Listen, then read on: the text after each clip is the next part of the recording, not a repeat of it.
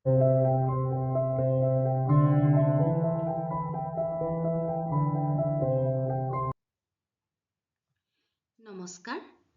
মৰমৰ ছাত্ৰ-ছাত্ৰীসকল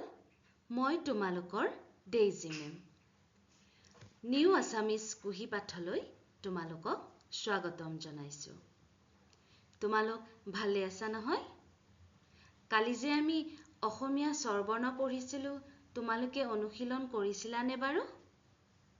পঢ়াৰ লগে লগে লিখাৰো অনুশীলন কৰি থাকিবা আজি আমি পঢ়িম অসমীয়া ব্যঞ্জন বৰ্ণ অসমীয়া ব্যঞ্জন বৰ্ণ কি বাৰু তোমালোকে জানানে ব্যঞ্জন বৰ্ণ হ'ল যি বৰ্ণই স্বৰ বৰ্ণৰ সহায়ত উচ্চাৰণ হয় হেয়া হ'ল ব্যঞ্জন বৰ্ণ ব্যঞ্জন বৰ্ণৰ বৰ্ণসমূহ আমি স্বৰ বৰ্ণ অবিহনে উচ্চাৰণ কৰিব নোৱাৰো হয়নে নহয় বাৰু প্ৰত্যেকটো বৰ্ণতে আমি স্বৰ বৰ্ণৰ সহায় ল'বই লাগে আহাচোন আজি আমি পাঠত ব্যঞ্জন বৰ্ণৰ বিষয়ে আলোচনা কৰো ভালদৰে চাই যাবা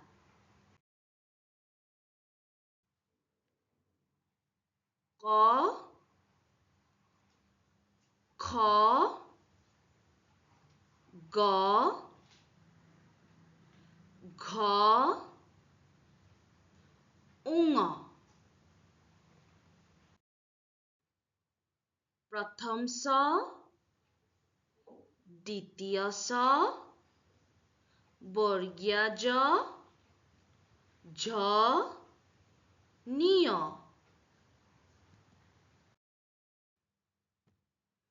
মূৰ্ধন্য ত মূৰ্ধন্য থ মূৰ্ধন্য ড মূৰ্ধন্য ধ মূৰ্ধন্য ন দন্ত্য ত দন্ত্য থ দন্ত্য দ দন্ত্য ধ দন্ত্য ন প ফ ব ভ ম অন্তস্থ জ ৰ ল ৱ তালব্য শ মূৰ্ধন্য ষ দন্ত্য স হ ক্ষয় দৰেৰ ধৰেৰ অন্তস্থ য় খণ্ডত অনুস্বাৰ বিসৰ্গ চন্দ্ৰবিন্দু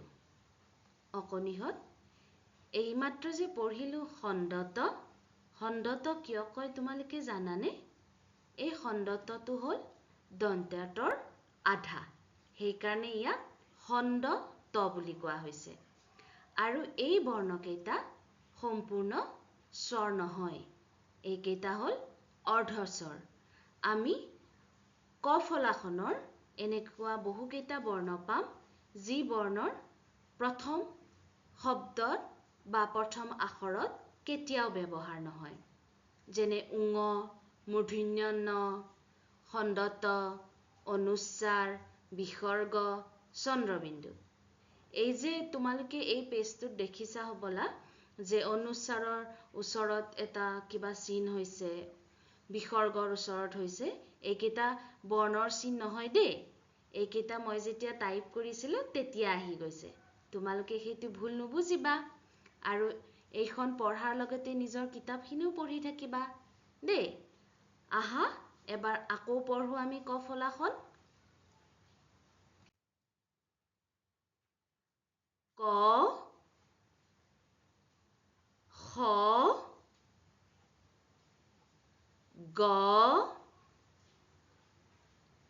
ঘ ঙ প্ৰথম ছ দ্বিতীয় ছ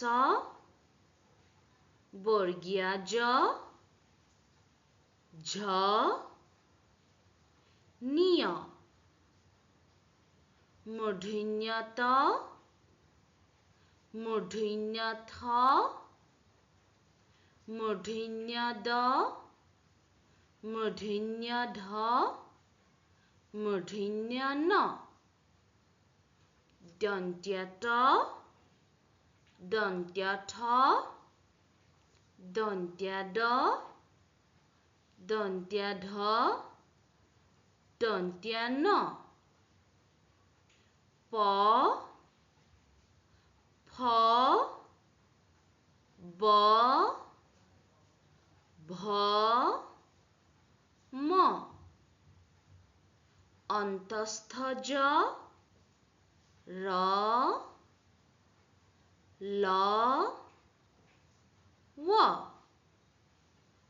তালব্য শ মূৰ্ধন্য ষ দন্ত্য স হ ক্ষ দৰেৰ ধৰেৰ অন্তস্থয় খণ্ডত অনুস্বাৰ বিসৰ্গ চন্দ্ৰবিন্দু ছাত্ৰ-ছাত্ৰীসকল যেতিয়া ক খ খন পঢ়িবা তোমালোকে এবাৰ দুবাৰ ভিডিঅটো পজ কৰি দিবা তেতিয়া তোমালোকৰ পঢ়িবলৈ সুবিধা হ'ব আৰু মই যেটো ফৰমেটত লিখিছো সেই ধৰণেই লিখিব চেষ্টা কৰিবা প্ৰথমতে ক বৰ্ণটো লিখিবা কপিখনৰ বা বহীখনৰ এটা পৃষ্ঠাত প্ৰথমে ক বৰ্ণটো লিখিবা তাৰ পিছত খ বৰ্ণটো লিখিবা হেনেকে গোটেই কেইটা বৰ্ণমালা অনুশীলন কৰি থাকিবা তেতিয়া তোমালোকৰ পঢ়াৰ লগতে লিখাৰো অভ্যাস হ'ব যিমানেই লিখাৰ অভ্যাস কৰিবা সিমানেই তোমালোকৰ হাতৰ আখৰবোৰো ধুনীয়া হ'ব আৰু লিখাৰ তোমালোকৰ স্পীডো বাঢ়ি যাব ঠিক আছে তোমালোকে ভালদৰে পঢ়ি থাকিবা আমি আকৌ যেতিয়া ক্লাছবোৰ কৰি যাম তেতিয়া তোমালোকে অ আ ক খ খন এবাৰ মোক কমেন্টত জনাবাচোন কেনেকুৱা পাইছা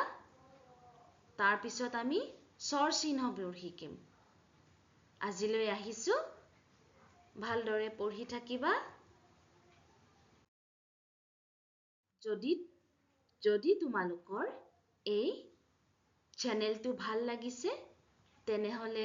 লাইক শ্বেয়াৰ আৰু সাবস্ক্ৰাইব কৰিবলৈ নাপাহৰিবা পুনৰ লগ পোৱাৰ আশাৰে আজিলৈ আহিছো দেই